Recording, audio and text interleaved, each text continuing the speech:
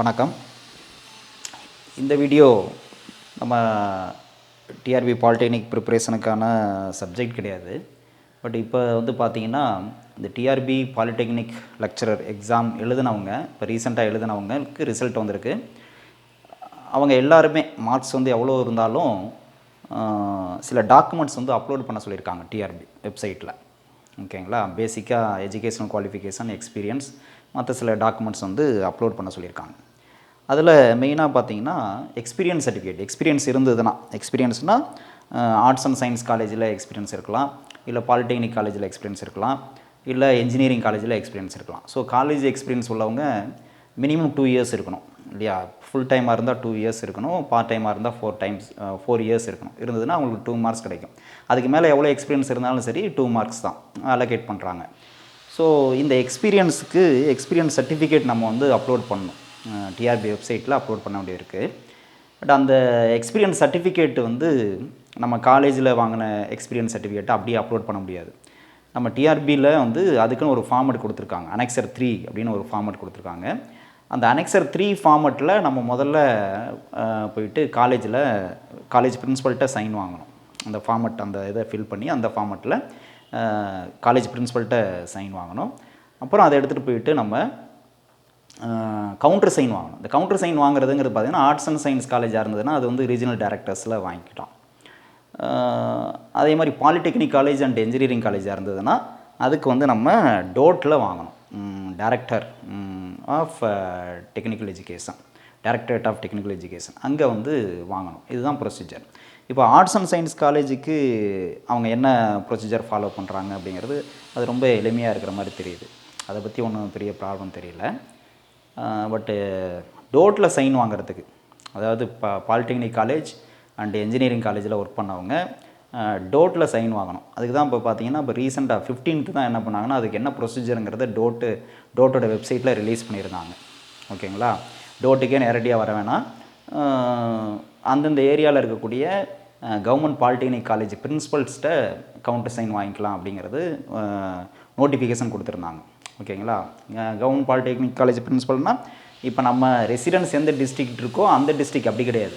நம்ம எந்த காலேஜில் ஒர்க் பண்ணமோ அந்த காலேஜ் எந்த டிஸ்ட்ரிக்குள்ளே வருதோ அந்த டிஸ்ட்ரிக்டில் இருக்கிற கவர்மெண்ட் பாலிடெக்னிக் காலேஜ் பிரின்சிபல்ஸ் அந்த லிஸ்ட்டு விட்டுருக்காங்க. டோட் வெப்சைட்டை பார்த்தீங்கன்னா உங்களுக்கு தெரியும். அந்த நோட்டிஃபிகேஷன் ரீசெண்டாக நோட்டிஃபிகேஷன் அதில் லிஸ்ட் இருக்குது. நம்ம எந்த கவர்மெண்ட் பாலிடெக்னிக் காலேஜ் பிரின்சிபல்கிட்ட நம்ம கவுண்டர் சைன் வாங்கணும், நம்மளுடைய எக்ஸ்பீரியன்ஸ் சர்டிஃபிகேட் அப்படிங்கிறது அங்கே போய்ட்டு வாங்கணும். இப்போ அந்த கவுண்டர் சைன் வாங்குறதுக்கு என்னென்ன டாக்குமெண்ட்ஸ் நம்ம தேவை, கவுண்டர் சைன் வாங்குறதுக்கு என்னென்ன டாக்குமெண்ட்ஸ் நம்ம தேவை, கவுண்டர் சைன் வாங்குறதுக்கு தான் இந்த டாக்குமெண்ட்ஸ் எல்லாம் கொண்டு போய் நம்ம டிஆர்பி வெப்சைட்டில் அப்லோட் பண்ணுறது கிடையாது. கவுண்டர் சைன் வாங்குறதுக்கு நம்ம அந்த காலேஜில் ஒர்க் பண்ணோம் அப்படிங்கிறதுக்கு ப்ரூஃப் என்னென்ன டாக்குமெண்ட்ஸ்லாம் வேணும், அந்த டாக்குமெண்ட்ஸை காமிச்சா தான் அந்த கவுண்டர் சைன் பண்ணுறாங்க. டோட்டுக்கு நம்ம கவுண்டர் சைன் வாங்குகிறோம் இல்லையா, அந்த government polytechnic college principals sign பண்ணுறாங்க. அவங்க சைன் பண்ணுறதுக்கு நம்ம என்னென்ன டாக்குமெண்ட்ஸ் அவங்கக்கிட்ட காமிக்கணும் அப்படிங்கிறது தான் இந்த வீடியோவில் நம்ம பார்க்க போகிறோம். ஓகேங்களா? அதில் ஃபஸ்ட்டு பார்த்திங்கன்னா அவங்க கேட்குறது ரெக்வசிஷன் லெட்டர். ஏன் இது சம்மந்தமாக சொல்கிறோம் அப்படின்னா நிறைய பேர் பார்த்திங்கன்னா இதை எடுத்துகிட்டு போயிட்டு இந்த டாக்குமெண்ட்ஸ் எடுத்துகிட்டு போயிட்டு சரியாக இல்லை அப்படின்னு சொல்லிட்டு திரும்ப வராங்க, அலையிறாங்க. ஸோ அவங்கெல்லாம் கொஞ்சம் அந்த வீடியோ பார்த்துட்டிங்கன்னா உங்களுக்கு ஹெல்ப்ஃபுல்லாக இருக்கும். அதுக்காக தான் இதை போடணுன்னு தோணுச்சு. ஸோ கவனிங்க. இப்போ ரெக்வசிஷன் லெட்டர், ஃபஸ்ட்டு ரெக்வசிஷன் லெட்டர்னால் நம்ம கவுண்டர் சைன் வேணும்னு சொல்கிறோம் இல்லையா, அதை ரெக்வஸ்ட் பண்ணி ஒரு லெட்டர் அவங்களுக்கு கொடுக்கணும். ஃப்ரம் நம்ம நேம் அண்ட் அட்ரஸ் டு இந்த பிரின்சிபல் கவர்மெண்ட் பாலிடெக்னிக் காலேஜ், அது என்ன பிளேஸில் இருக்கோ அந்த பிளேஸ், எந்த டிஸ்ட்ரிக்கோ அந்த இது போட்டு ரெக்வசிஷன் நம்ம எழுதுவோம் இல்லையா ஃபார்மெல்லாம், அது மாதிரி I have this many experience in the assistant professor or lecturer in this college, I request you to give a counter sign அப்படிங்கிற மாதிரி ஒரு லெட்டர் ஃபார்மலாக எழுதுவோம். அந்த லெட்டர் ரெக்வசிஷன் லெட்டர் ஒன்று எழுதணும். நம்பர் 2 பார்த்தீங்கன்னா எக்ஸ்பீரியன்ஸ் சர்டிஃபிகேட் அனெக்சர் 3. எக்ஸ்பீரியன்ஸ் சர்டிஃபிகேட்னா நம்ம காலேஜில் கொடுத்த எக்ஸ்பீரியன்ஸ் சர்டிஃபிகேட் இல்லை, அது அவங்களுடைய லெட்டர் பேரில் கொடுத்துருப்பாங்க இல்லைங்களா, அது கிடையாது. இது அனெக்சர் 3 டிஆர்பி வெப்சைட்டில் நோட்டிஃபிகேஷன் விட்டப்போ நமக்கு அந்த நோட்டிஃபிகேஷனில் லாஸ்ட்டில் இருக்கும் அனெக்சர் 3ன்னு ஒரு ஃபார்மட் இருக்கும். அந்த ஃபார்மட்டில் நம்ம ரெடி பண்ணோம். அதான் experience certificate, annexure 3 experience certificate. அது 3 காப்பி ரெடி பண்ணிக்கணும். ஒரிஜினலாகவே 3 காப்பி ரெடி பண்ணிக்கணும். ஓகேங்களா? அதில் என்னென்ன ஃபில் பண்ணணும் என்னங்கிறதெல்லாம் அது பார்த்தீங்கன்னா உங்களுக்கு தெரியும். அந்த அனெக்சர் 3ல் நம்ம ஃபோட்டோ ஒட்டுற மாதிரி இருக்கும். ஃபோட்டோ ஒட்டி அந்த ஃபோட்டோ மேலேயே வந்து அட்டஸ்டேஷன் வாங்கணும் காலேஜ் பிரின்சிபல்கிட்ட. அதாவது நம்ம எந்த காலேஜில் ஒர்க் பண்ணோமோ அந்த காலேஜ் பிரின்சிபல்கிட்ட அட்டஸ்டேஷன் வாங்கணும் ஃபோட்டோ மேலே. அதெல்லாம் இருக்குது, அது பார்த்தீங்கன்னா தெரியும் அந்த ஃபார்ம். ஸோ அது வந்து 3 காப்பி ஒரிஜினலாகவே ரெடி பண்ணிக்கணும். ஏன்னா இதில் வந்து 3 காப்பியில் ஒரு காப்பி வந்து நம்ம கவுண்டர் சைன் பண்ணுறாங்க இல்லையா, அவங்க வந்து வாங்கி வச்சுக்குவாங்க ஒரிஜினல் ஒரு காப்பி. மீதி 2 காப்பி தான் ஒரிஜினல் நம்மகிட்ட ரிட்டர்ன் பண்ணுவாங்க. ஓகேங்களா, அந்த 2 காப்பி தான் நம்ம ஒரிஜினல் நம்ம டிஆர்பிக்கு எடுத்துகிட்டு போக வேண்டியிருக்கும். ஸோ அதனால் 3 காப்பி ரெடி பண்ணிக்கணும். நம்ம கவுண்டர் சைன் வாங்க போகிறப்பவே 3 ஒரிஜினல் காப்பி ஃபில் பண்ணி நம்ம காலேஜ் பிரின்சிபல்கிட்ட சைன் வாங்கி எடுத்துகிட்டு போகணும். இது ஒன்று எக்ஸ்பீரியன்ஸ் சர்டிஃபிகேட். நெக்ஸ்ட்டு 3 வந்து பார்த்திங்கன்னா தேர்ட் வந்து original service certificate. Original service சர்டிஃபிகேட்டுங்கிறது நம்ம காலேஜில் ஆல்ரெடி வாங்கியிருப்போம் இல்லைங்களா. இப்போ வந்து ஒரு 2 இயர்ஸ் பேக் ஒர்க் பண்ணியிருந்தாலும் சரி, 10 இயர்ஸ் பேக் ஒர்க் பண்ணியிருந்தாலும் சரி, அந்த ஒரிஜினல் சர்வீஸ் சர்டிஃபிகேட் நம்ம வந்து வாங்கியிருப்போம், கொடுத்துருப்போம். அந்த காலேஜ்லேருந்து ரிலீவ் ஆகிருந்தோம் அப்படின்னம்னா ஒரிஜினல் சர்வீஸ் சர்டிஃபிகேட் கொடுத்துருப்பாங்க, அந்த சர்டிஃபிகேட் தான். இப்போ வந்து அட் ப்ரெசென்ட் ஒர்க் பண்ணிகிட்டு இருக்கோம், அந்த எக்ஸ்பீரியன்ஸை காமிக்கணும் அப்படின்னா அதுக்கு தகுந்த மாதிரி சர்டிஃபிகேட் நம்ம வாங்கணும் காலேஜில். ஓகேங்களா. இந்த எக்ஸ்பீரியன்ஸை பொறுத்தவரைக்கும் என்னென்னா ஒரு இம்பார்ட்டன்ட் பாயிண்ட் என்னென்னா, நமக்கு வந்து மினிமம் 2 இயர்ஸ் எக்ஸ்பீரியன்ஸ் இருக்கணும். ஃபுல் டைமாக இருந்தால் மினிமம் 2 இயர்ஸ் எக்ஸ்பீரியன்ஸ், பார்ட் டைமாக இருந்தால் 4 இயர்ஸ் எக்ஸ்பீரியன்ஸ் இருக்கணும். இந்த எக்ஸ்பீரியன்ஸ் வந்து எந்த டேர்மில் இருக்கணும் அப்படின்னா, நம்ம இந்த டிஆர்பி பாலிடெக்னிக் லெக்சருக்கான நோட்டிஃபிகேஷன் இருக்கு இல்லையா, இந்த நோட்டிஃபிகேஷன் எப்போ வந்ததுன்னா 2019 வந்தது. அந்த டேட் பார்த்தீங்கன்னா தெரியும். ஸோ 2019 ஃபஸ்ட்டு இந்த எக்ஸாமுக்கான நோட்டிஃபிகேஷன் வந்தது இல்லையா, அதுக்கு பிஃபோராக இருக்கணும். ஸோ அதுக்கப்புறம் 2019க்கு அப்புறம் நீங்கள் வந்து ஒர்க் பண்ண எக்ஸ்பீரியன்ஸ் வந்து கன்சிடர் பண்ண மாட்டாங்க. அது மாதிரி நிறைய பேர் வந்துட்டு திரும்பி போகிறாங்க. 2019க்கு அப்புறம் இப்போ 2022 வரலையும் சில எக்ஸ்பீரியன்ஸை காமிக்கிறாங்க, அது கன்சிடர் பண்ணுறது கிடையாது.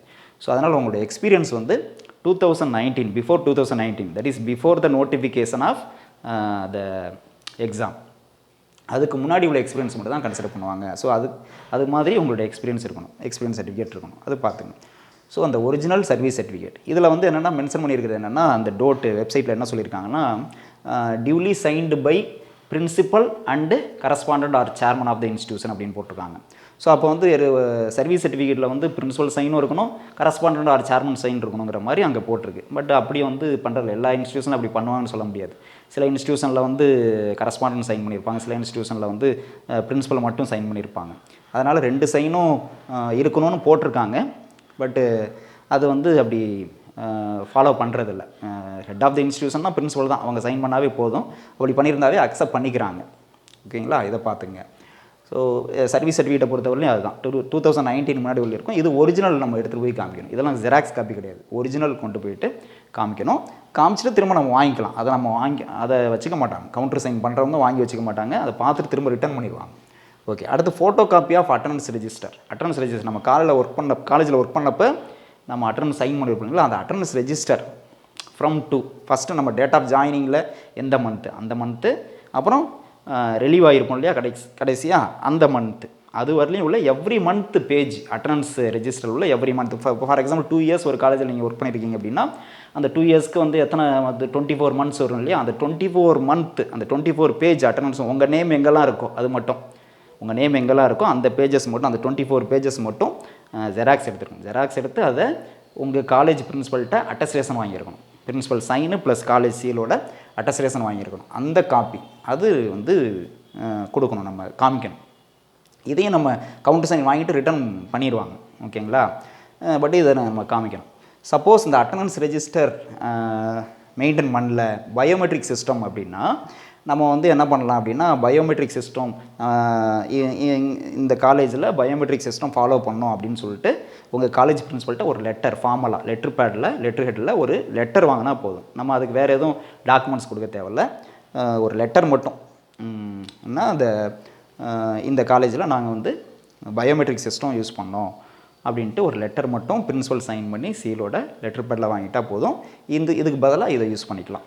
ஓகேங்களா. ஸோ இது அடுத்து வந்து ஃபோட்டோ காப்பி ஆஃப் அக்யூட்டன்ஸ்னால் நம்ம சேலரி வாங்கினதுக்கு சைன் பண்ணியிருப்போம். அட்டனன்ஸ் ஒரு அக்யூட்டன்ஸ் ரெஜிஸ்டர் ஒன்று மெயின்டைன் பண்ணுவாங்க காலேஜில். எவ்ரி மந்த் சேலரி வாங்கினோன்னா அதில் வந்து ரெவன்யூ ஸ்டாம்ப் போட்டு அதில் வந்து நம்ம சைன் பண்ணியிருப்போம். ஸோ அது வந்து ஃப்ரம் டு இது நம்ம டேட் ஆஃப் ஜாயினிங்லேருந்து ரிலீவ் ஆன வரலையும் எவ்ரி மந்த்துக்கு நம்ம சைன் பண்ணியிருப்போம் இல்லைங்களா, அதில் நம்ம நேம் எங்கெங்கெல்லாம் இருக்கோ அந்த பேஜ், அந்த இப்போ 2 இயர்ஸ்னால் 24 பேஜஸ் வரும். இந்த 24 பேஜஸும் ஜெராக்ஸ் எடுத்து அதை அட்டஸ்டேஷன் வாங்கணும். பிரின்சிபல்கிட்ட அட்டஸ்டேஷன் வாங்கணும், பிரின்சிபல் சைன் நம்ம college principal sign plus seal இருக்கணும். ஸோ அட்டஸ்டேஷன் வாங்கணும். சப்போஸ் அது இல்லை, அக்யூட்டன்ஸ் வந்து எடுக்க முடியல அப்படின்னா, கிடைக்கல அப்படின்னா, உங்கள் சேலரி பேங்க்கில் க்ரெடிட் ஆகிருக்கு, உங்கள் அக்கௌண்ட்டில் க்ரெடிட் ஆகிருக்கு அப்படின்னா பேங்க் ஸ்டேட்மெண்ட் எடுத்துடும்.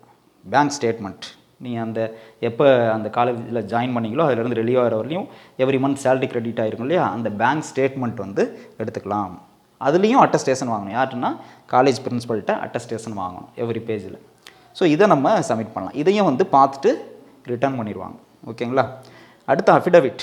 அஃபிடவிட்டுங்கிறது என்னென்னா, நோட்ரி பப்ளிக் லாயர்கிட்ட நம்ம வாங்குற மாதிரி இருக்கும்.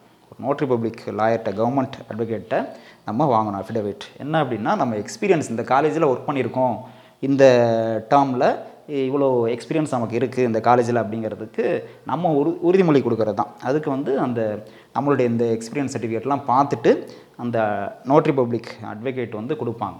எதுலன்னா 20 ரூபீஸ், 20 ரூபா ஸ்டாம்ப் பேப்பரில் டைப் பண்ணி நம்மளும் சைன் பண்ணுவோம், நோட்ரி பப்ளிக் அட்வொகேட்டும் சைன் பண்ணுவார், ப்ளஸ் 2 சாட்சி சைன் பண்ணுவாங்க. அது வந்து ஒரிஜினலாக நம்ம இங்கே காமிக்கணும். கவுண்டர் சைன் வாங்குற இடத்துல இந்த அஃபிடவிட்டை நம்ம காமிக்கணும்.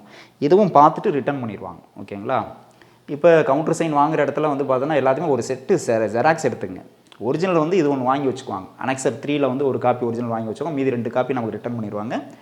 மற்றது இதில் வந்து எல்லாமே இங்கே எடுத்து இந்த பர்டிகுலர்ஸ் எல்லாமே வந்து ஒரு செட்டு ஜெராக்ஸ் வந்து வச்சுக்கோங்க.